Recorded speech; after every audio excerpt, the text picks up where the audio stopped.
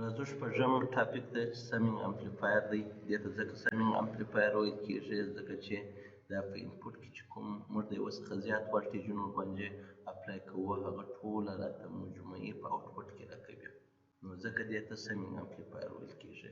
د هغسې مجموعي د یوه څخه زیات ولټیجونه موږ په انورټینګ انپوټ کې ورکوو او نن انورټینګ انپوټ ګراونډوو.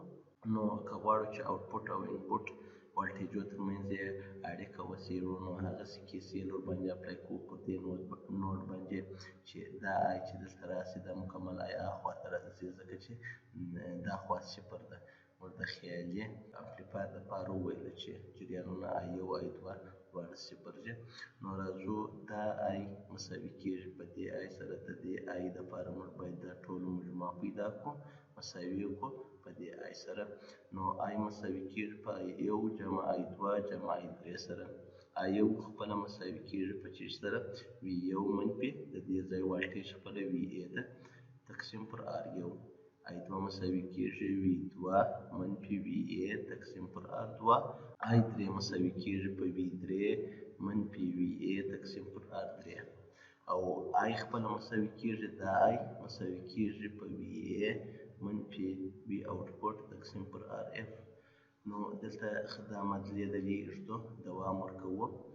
یو شی باید په نظر کې وي چې وي ای مساوي کېږي په صفر سره، دا ولټیج مساوي کېږي په چی سره په صفر سره، ځکه چې دا ولټیج د دې سره مساوي دی او دا ولټیج ګراوند دی. د ځای ولټیج صفر سي وي ای هم صفر ده. د خیالي اپریشنل امپلیفایر د نګاه څخه نو وي ای صفر کوو په دې معادله کې اوږدو اخري معادله چې په لاس راځي دا یوه معادله. نو دې ته ځکه سمینګ امپلیفایر ویل کېږي چې آوټپوټ والټیج یې خپله وي یو جمع وي دوه جمع وي درې درکوي.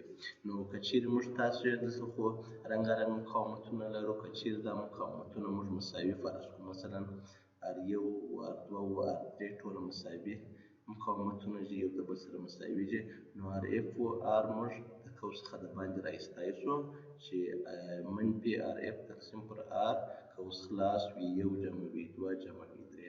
نو آوټپوټ والټیج یې مساوي کېږي د انپوټ د والټیجو یا سیګنالونه چې موږ ورباندې اپلای کوو د هغه د مجموعې سره.